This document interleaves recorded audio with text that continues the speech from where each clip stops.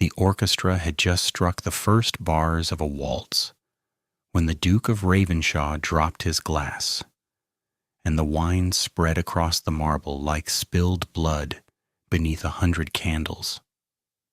He did not hear it shatter. He did not feel the footman flinch at his elbow or see the dowagers lift their fans to whisper.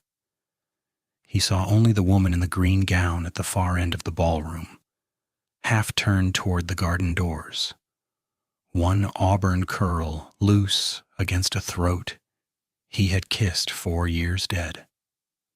"Forgive me," said the gentleman he had been speaking to, the Earl of Marsden, bending to retrieve nothing, for the glass was gone to splinters. "Ravenshaw, you look as though you have seen a ghost." "I have," the Duke said. The word came out of him low and strange, and he was already moving, cutting through the crush of silk and powder and gold braid, past the long mirrors, past the table of iced almonds and candied violets, his eyes fixed on the green gown the way a drowning man fixes on a far shore. People stepped aside for him. They always had. He was Adrian Hale, the 8th Duke of Ravenshaw, and at 34 he commanded a fortune of some £40,000 a year, and a temper men crossed only once. Tonight none of it mattered. Tonight he wanted nothing in the world but to put his hand on that bare shoulder and turn her around and prove to himself that grief had finally driven him mad. Because Eleanor Vane had died on the 11th of March, 4 years ago, in a carriage that went off the Wexcombe Bridge into the black flood of the river. He had buried an empty box. He had built her a tomb. She reached the garden doors before he reached her. She slipped through them into the dark, and the cold draft that came in behind her smelled of frost and crushed laurel, and he followed it out onto the terrace where the lanterns guttered and the gravel was white with the first true frost of November. Eleanor. She stopped as though he had struck her between the shoulder blades. For a moment she did not turn. The lantern light caught the edge of her, the line of her cheek, the small breath that lifted her shoulders and held there. Then she turned, and it was her face, older by 4 years and harder at the mouth, and more frightened than he had ever seen it. And it was her, and the bottom went out of the world. "You are dead," he said. It was not a question, it was an accusation, the only one his throat could form. "I carried your coffin. I built you a tomb of Portland stone with your name cut into it, and an angel above it that cost 300 guineas, and I have knelt at it every spring for 4 years. You are dead, Eleanor." "Adrian." Her voice was a thread. "You should not have followed me. You let me believe—" He stopped. His hands had begun to shake, and he was a man who prided himself that his hands never shook. "You let me grieve you 4 years. Why are you alive? Why are you here?"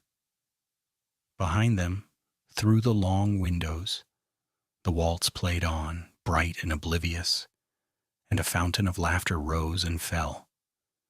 Out here there was only the frost and the two of them, and a silence that had 4 years packed inside it.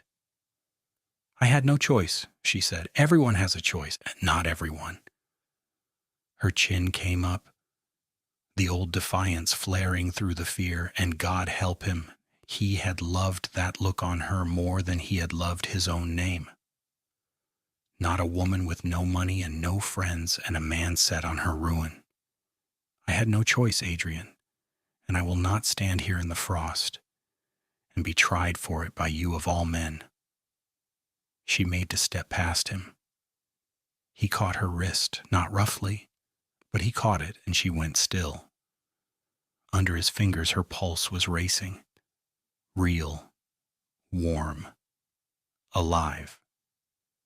"Tell me the truth," he said, quieter now, the fury draining into something far worse, a kind of dread.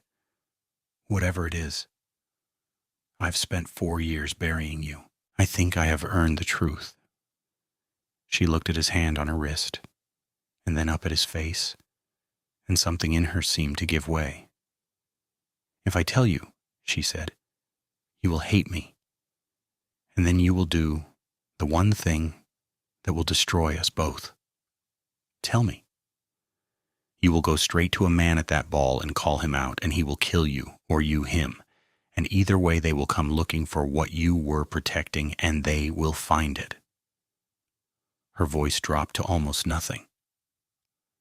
I have kept us alive 4 years, Adrian, by never once doing the thing my whole heart screamed to do.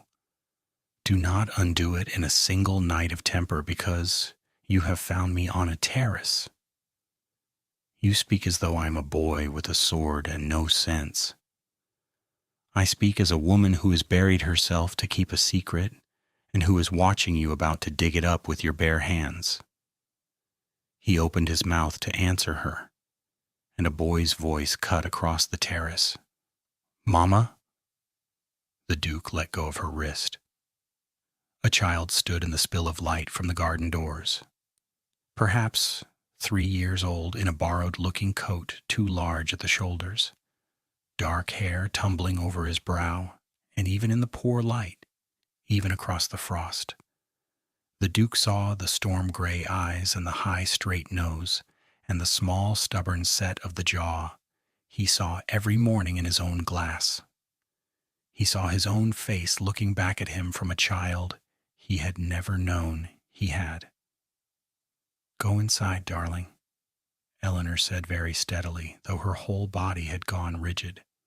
Go to Bess. I will come directly. The boy looked from her to the tall stranger and back, then withdrew into the warmth and the music, and the door clicked shut behind him, and the Duke of Ravenshaw stood in the November frost and counted in his head the way a man counts when the ground is moving under him. 4 years gone. The child was 3. The arithmetic was a knife. He is mine, the Duke said. Adrian. How old is he? He turned 3 in September. The numbers locked into place with a click he felt in his teeth. Conceived the winter before she vanished. Born the autumn after the river took her empty coffin. For 3 years and 2 months his son had walked the earth, and the Duke of Ravenshaw had knelt at a tomb of Portland stone and known nothing. You took my son, he said. You let me bury you, and you took my son, and you have raised him in... Where? Where have you been, Eleanor? In what hole have you hidden the heir to Ravenshaw, while I mourned a stone box? I hid him, she said. And now the tears came fast and silent down a face gone white as the frost. So that he would live. Because the night they told you I drowned Adrian, a man tried to put me in that river, and the only reason I am standing here is that I let the world believe he succeeded. The wind moved through the dead laurel.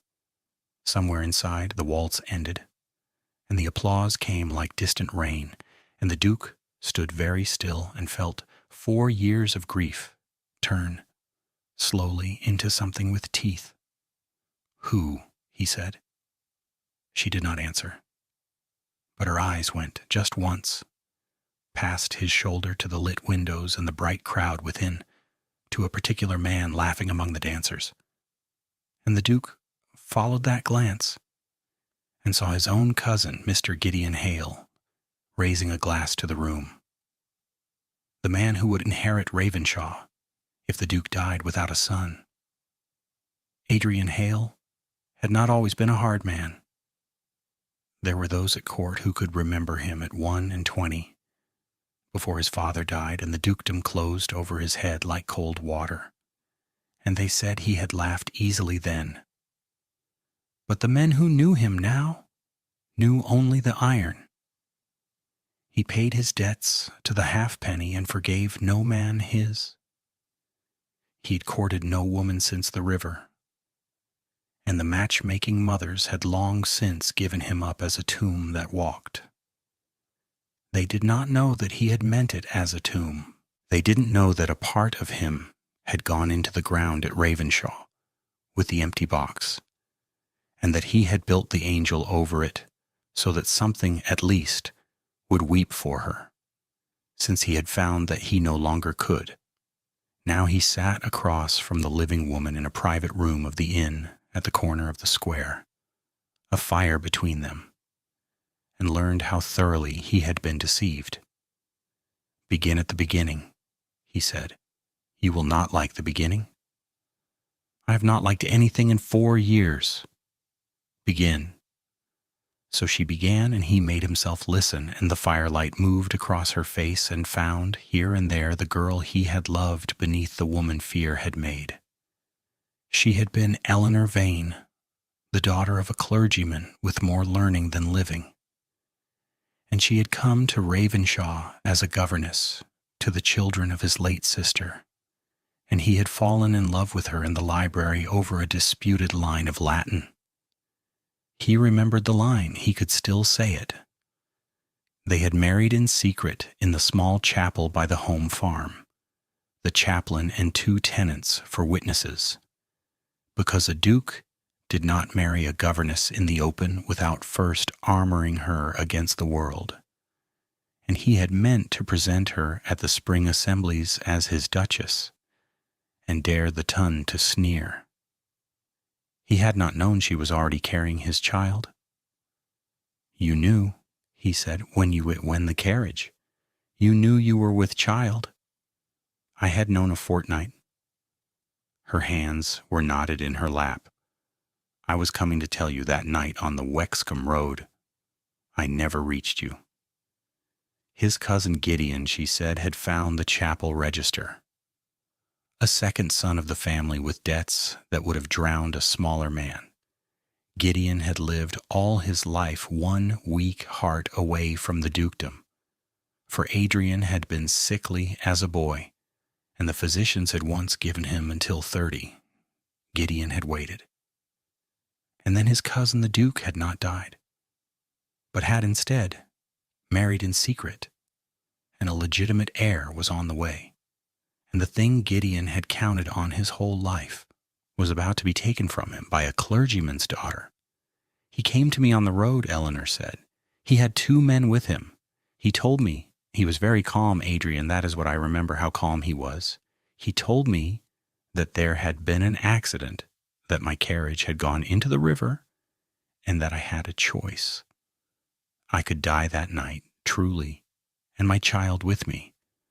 Or I could be dead to the world, take the small sum he offered, and vanish, and never speak my name or yours again." He showed me the river. He had already pushed the empty carriage in. He had thought of everything. The Duke's hands had closed slowly into fists upon his knees. "And you chose to vanish," he said. "I chose to keep your son alive," she said fiercely. "Do you not understand it even now? A dead duchess is a grief. A living duchess carrying the heir is a thing to be removed. The moment our son drew breath, as your acknowledged child, he was Gideon's only obstacle, and Gideon had already shown me how he removes obstacles. I let him think he had won. It was the only roof I could build over our child's head." The fire cracked. A coal fell. Neither of them moved to mend it. "Where?" the Duke said. "These 4 years, where?" "A village in the north. I called myself a widow. Mrs. Ellis. I took in fine sewing, and I taught the vicar's daughters their letters, and I raised our son, and I told him his father was a soldier who died bravely because I could not bear to tell him his father lived 200 miles away and would never come." Her voice broke at last, fully, and she pressed the back of her hand to her mouth. "Every spring I knew you would go to the tomb. I knew it, and I let you go." He stood up so suddenly the chair scraped. He went to the small window and looked out at the black square and the one lit lamp and the frost coming down. And he stood there a long time with his back to her, and she let him have his silence. "Why now?" he said at last, not turning. 4 years.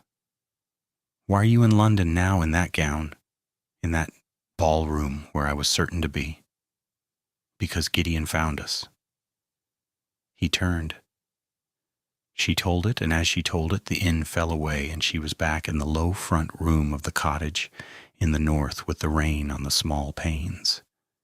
And a man she did not know was standing in her doorway with his hat in his hands. He had been pleasant. They always were the dangerous ones. She had learned that on the Wexcombe Road. He had a soft voice and a clerk's stooped shoulders, and he said he was making inquiries on behalf of a family seeking a lost relation, a young widow, 3 years widowed, with a small dark-haired boy. "I'm sure there's a many such in the world," Eleanor had said, and gone on with her needle and not let her hand shake.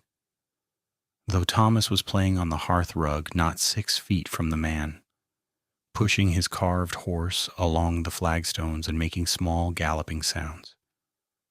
"Likely there is," the clerk agreed. He had not come in. He stood in the doorway and let the cold in and looked, slowly, round the little room. The mended curtain, the single good chair, the boy. His eyes rested on Thomas a moment too long. "And what is the young gentleman's name?" "Tom," she said, "after my late husband." The lie came smooth. She had told it for 3 years. "What family did you say was seeking this widow?" "I didn't." The clerk smiled and put his hat back on. "I'll trouble you no further, Mrs. Ellis. A good evening to you, and to Tom." He had touched his hat to the child, of all things, and gone out into the rain, and Eleanor had sat very still with the needle in her hand until she heard his horse go, and then she had been sick into the slop pail. He had called her Mrs. Ellis. She had never once given him the name. "I went that night to my friend at the coaching office," she said, "and the inn came back. The fire, Adrian's gray eyes fixed on her, and she told me a London gentleman had been there a week before, paying coin to know which widows had come into the parish 3 winters past. I had Thomas in the cart before dawn. I left the curtains, the chair, everything. I left it all hanging as though I'd only stepped out for milk, and I ran." She drew a long breath. "And on the road, running again with my son asleep against me, I understood that I couldn't run forever, and that there was only one place in all of England where Gideon Hale could not simply put us in a river and be done." She lifted her chin. "Beside you, in the open, where the whole world could see your son's face beside your own and do the arithmetic I cannot stop them doing. He cannot drown a duchess the Tun has already seen, so I sold my mother's ring and I bought one good gown, and I went where I knew you would be, and I prayed you would see me before he did." The Duke crossed the room. He stood over her, and for the first time in 4 years, his hard face was not hard at all. "You came back," he said, "to make me your shield." "I came back," she said, "because I had no one else, and because—" She stopped. "Because I never stopped being your wife, whatever the world believes. There is a register in the chapel by the home farm with both our names in it, and I have thought of that page every single night for 4 years, and it is the only thing that ever let me sleep." He knelt. The Duke of Ravenshaw, who knelt to no one, went down on one knee on the boards of an inn floor and took her cold hands in his, and the fury and the grief and the 4 wasted years were all still in him. But under them now was something he had thought he had buried in Portland stone. "Then we will use that page," he said, "and we will burn Gideon Hale to the ground." The boy's name was Thomas. They had not chosen it together. She had chosen it alone in a northern village after her father, and the Duke found when she told him that he could not speak for a moment. He came to them at the inn the next morning, before the city was properly awake, and Thomas Hale, 3 years old, regarded the tall stranger with the gray eyes that matched his own with the grave suspicion of a child who has been told a great many times not to trust strangers on roads. "Good morning," the Duke said. He had no idea how to speak to a child. He had been speaking to lawyers and stewards and frightened men for 4 years. He went down on his heels so that his eyes were level with the boy's. "I knew your mother a long time ago." "Mama says we have to be quiet here," Thomas informed him, "because of the bad man." The Duke went very still. "Did she? Are you the bad man?" "No," the Duke said. "I am the man who is going to make the bad man go away." Thomas considered this with enormous seriousness. Then he produced, from the pocket of his too large coat, a small carved horse, much handled, the paint worn from its flank, and held it up for inspection. "This is Captain," he said. "He's mine. Bess made him." "He is a very fine horse," said the Duke of Ravenshaw gravely, and something in his chest that had been clenched for 4 years eased by the smallest degree, and Eleanor, watching from the doorway, had to turn her face away. He did not take them to Ravenshaw. Ravenshaw was where Gideon would look. Instead, the Duke installed them quietly in a narrow house in a respectable street under the name of a cousin of his solicitor, and he came to it each evening when his other work was done, and he found, to his own surprise, that he could not stay away. The third evening he let himself in late and stood unseen in the doorway of the small parlor. Eleanor sat by the lamp with her endless sewing. 4 years of it had made her hands quick and sure, and on the rug at her feet, Thomas had built a fortress of firewood and was laying siege to it with a carved horse. "Captain has to jump the wall," Thomas explained to no one, "because the bad man's inside." "And does Captain win?" Eleanor asked, not looking up from the needle. "Captain always wins," Thomas said with the flat certainty of the very young. The Duke stood in the dark of the hall and watched his son storm a castle of kindling, and watched his wife's tired face soften in the lamplight. And he thought of the 4 springs he had knelt at a stone box, while this small ordinary kingdom went on 200 miles away without him, and the thought was not bearable.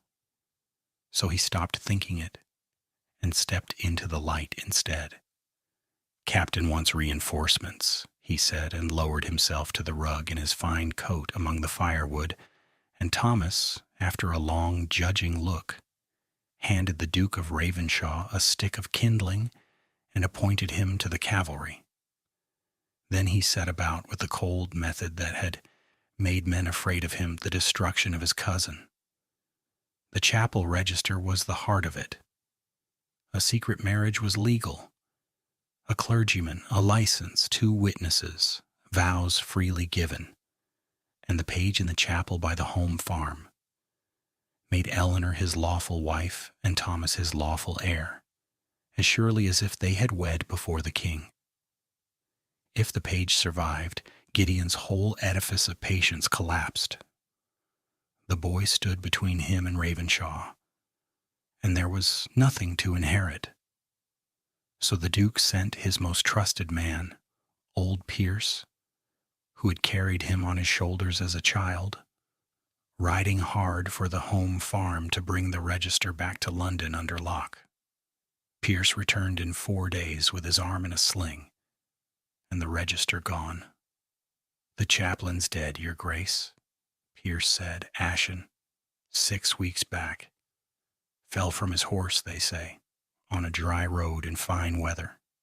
And the register?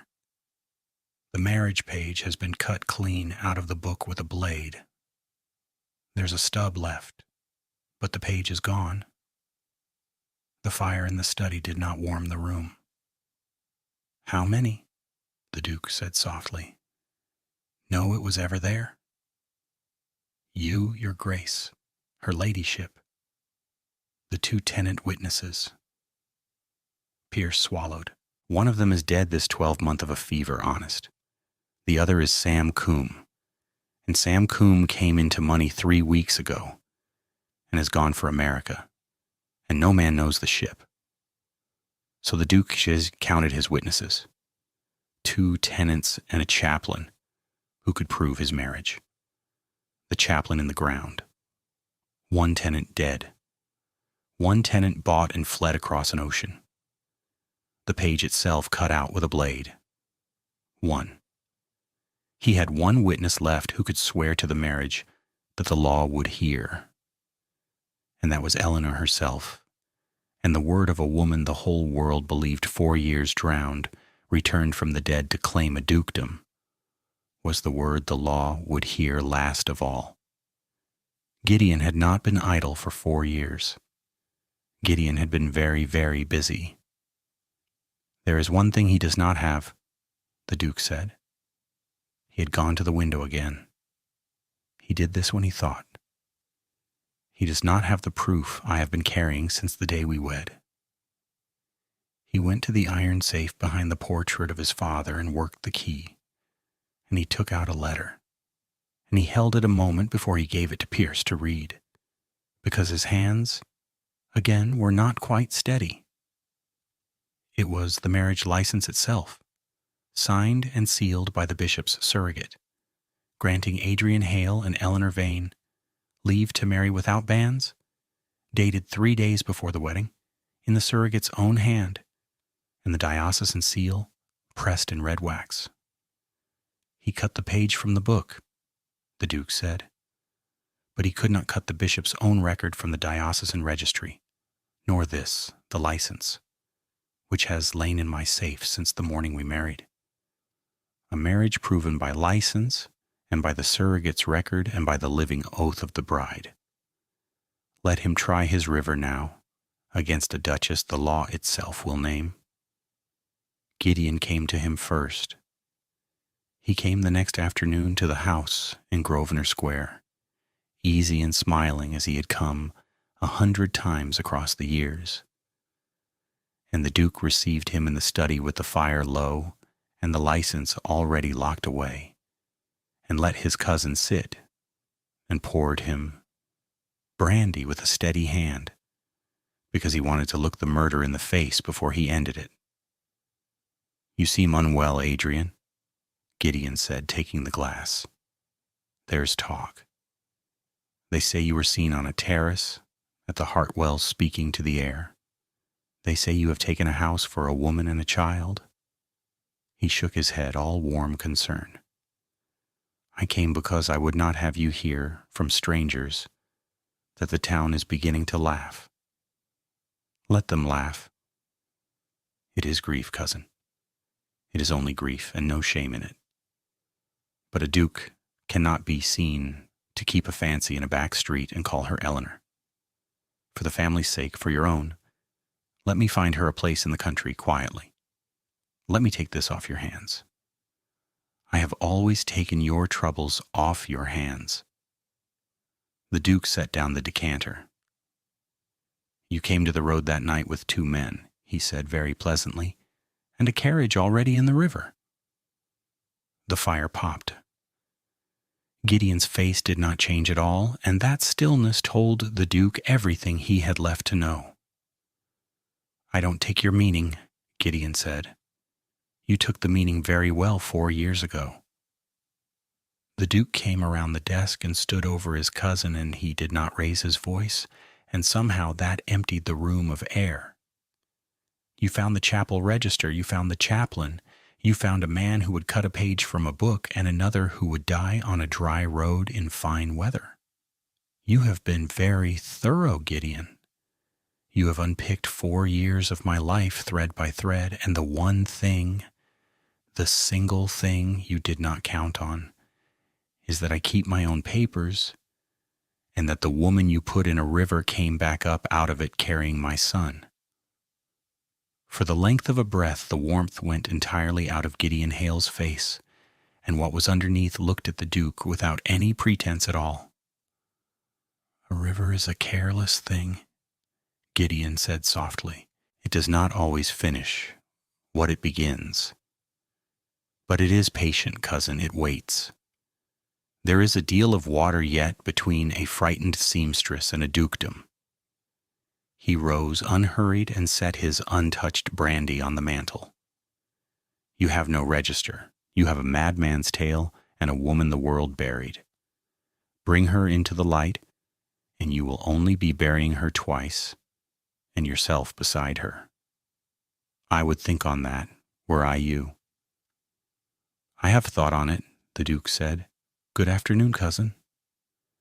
And he watched Gideon Hale walk out smiling, and he understood that the man would never stop, not while he breathed, and that there was no court in England that would hear a drowned woman's word over a living gentleman's, not in a quiet room, not on paper, not behind any door that could be closed. But proof on paper was not the same as safety. A man who had drowned a carriage and dropped a chaplain from a horse and bought an ocean between himself and a witness would not accept defeat with a bow. And so the Duke understood, standing at his window with the November dark pressing on the glass, that the thing must be ended in the open before the whole of the ton where Gideon could not act in the dark, and where a public claim once made could never be unmade. There was a ball at Carlton House in a fortnight, the largest of the season, the Regent himself expected. Everyone would be there, including the Duke would make certain, his cousin, Gideon. He did not tell Eleanor the whole of his plan, because the whole of his plan required her to walk back into the very ballroom where she had nearly been seen and undone on his arm, as his living wife, before 500 people and a prince. He told her enough. She was, after all, the bravest person he had ever known. She had survived 4 years on courage and fine sewing. She would survive one more night. If this fails, she said the night before, he will have us both, and Thomas alone. It will not fail. You cannot know that. No, the Duke admitted. He took her face in his hands. The 4 years were still there between them, and would be for a long time. Some griefs do not close so quickly. But she did not pull away. I cannot know it. I knew nothing for 4 years. I will not pretend to certainty I have not got. But I know this. I will not bury you twice. Whatever comes tomorrow, I will be standing in front of you when it comes. She closed her eyes and let her forehead rest against his, and for a moment the inn and the danger and the cut-out page all fell away, and they were only 2 people who had been married in a small chapel by a home farm, and had loved each other across 4 years of silence and stone. The ballroom at Carlton House blazed with the light of 1,000 candles, and the heat of it, and the perfume, and the crash of the music, and into all of it walked the Duke of Ravenshaw with a woman in deep crimson on his arm, whom half the room remembered burying. The whisper began at the doors and ran the length of the room like fire through dry grass. That is the Ravenshaw woman, the one who drowned. It cannot be. She is 4 years dead. Look at her, it is her very face. He felt Eleanor's hand tighten on his sleeve until her gloved fingers shook against the black wool. He bent his head a fraction toward her, his mouth barely moving. Eyes up, he murmured. You are a duchess, walking into her own house. Make them believe it, before they have decided to. She lifted her chin and the trembling stopped, and she walked. He did not slow his step. He walked her the full length of that vast bright room, under the chandeliers, past the staring faces and the dropped fans and the dowagers gone white, straight toward the dais where the regent sat among his intimates.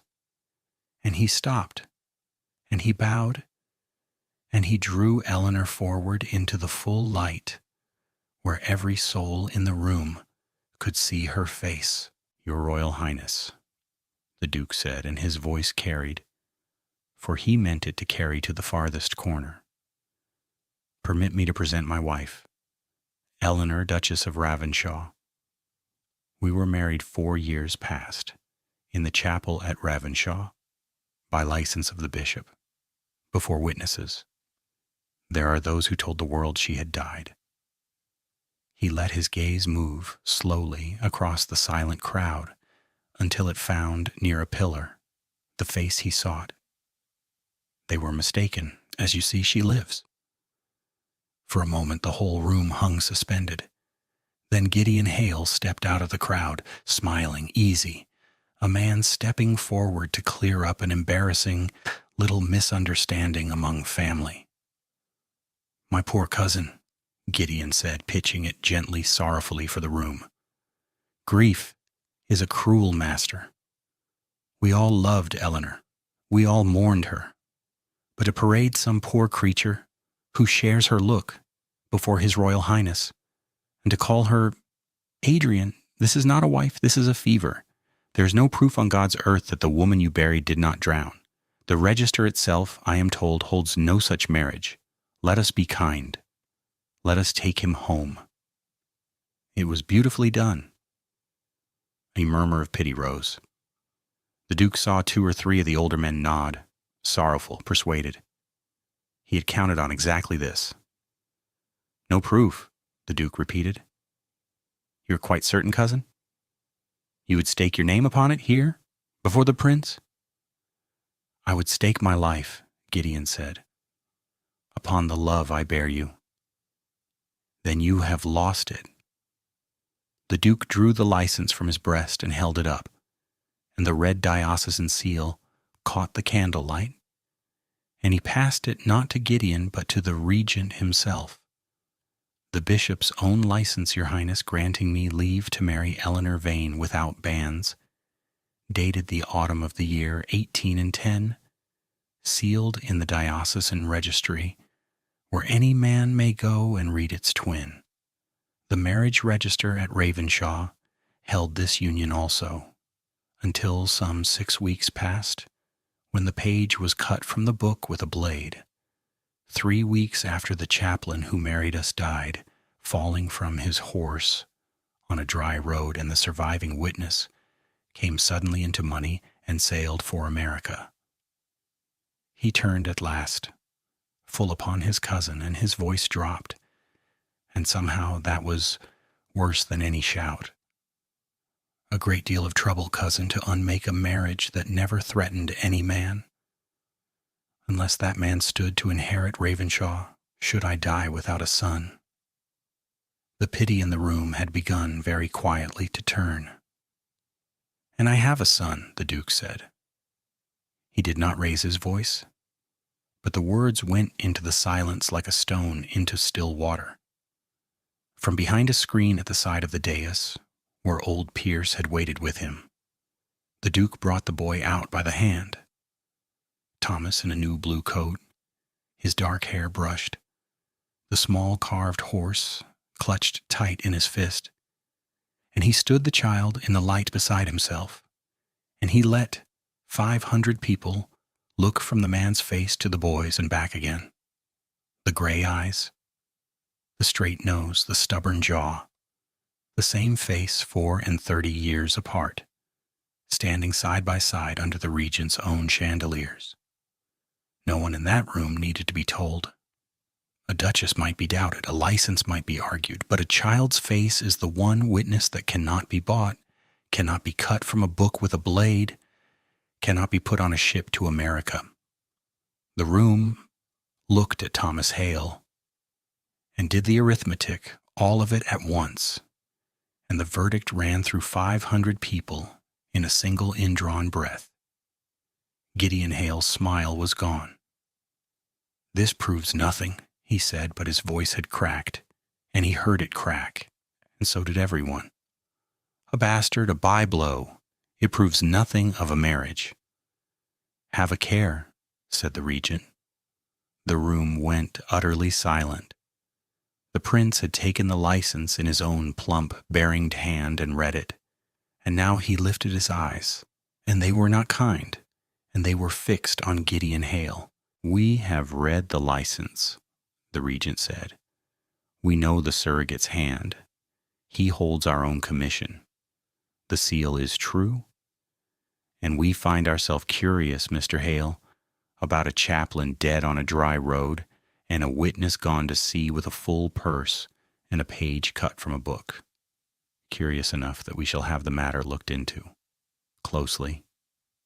He let that settle. "You called this lady a fever and a fraud before our face. You staked your life upon it. We are minded to hold you to the wager." Gideon Hale looked once around the great bright room and found not a single face that would meet his eyes. The men who had nodded with him a moment before had stepped very slightly away. He was alone in the middle of the floor he had schemed 4 years to own, and he understood, the Duke saw him understand, that it was finished. He turned and walked toward the doors. No one stopped him. There would be men enough to stop him later on the regent's word, on a darker road than the one he had chosen for Eleanor. But the ballroom let him go in silence, and that silence was its own sentence, and the great doors closed behind him, and the Duke of Ravenshaw did not watch him leave. He was looking at his wife. Eleanor stood in the full blaze of the candlelight with their son's hand in hers, and the whole of the tun, which had buried her and now stared at her risen, and her chin was up, and the tears stood in her green eyes and did not fall, and she was looking at Adrian as though across 4 years and a river and a tomb of Portland stone she had finally come home. The regent, who loved a spectacle above all things, and knew a turning tide when he sat in one, rose from his chair. The whole room rose with him in a rustle of silk. "Your Grace," he said to Eleanor, and inclined his head, and called her by the title before the eyes of all the world. "Ravenshaw is fortunate in his Duchess. Welcome back among the living." And the room, which a quarter hour before had been ready to pity a madman, broke into applause, startled at first, then full, then loud, and the music struck up again, and the Duke of Ravenshaw walked out into the middle of the floor with his wife on one arm and his son's hand in his, and did not give a single thought to the 4 years, because they were behind him now, and ahead of him, for the first time since a carriage went into a black river, was something that was not a tomb. Much later, when the candles had burned low and Thomas was asleep against his father's shoulder with the carved horse fallen from his fist, Eleanor stood with the Duke at a tall window and looked out at the lights of London and at the cold, clear stars above the frost. "You built me a tomb," she said quietly. "I read your name on it every spring," he said, "and I couldn't make it mean you. I think some part of me never believed the river. I think that is why I built the angel so tall. I wanted something stubborn standing over the lie." His arm tightened around her. "I will pull it down, stone by stone, and I will plant the ground where it stood, and you will never look at it again." "No." She turned the worn carved horse over in her fingers, the one Bess had made that had crossed 200 miles of fear in a child's pocket. "Leave it standing." He looked at her.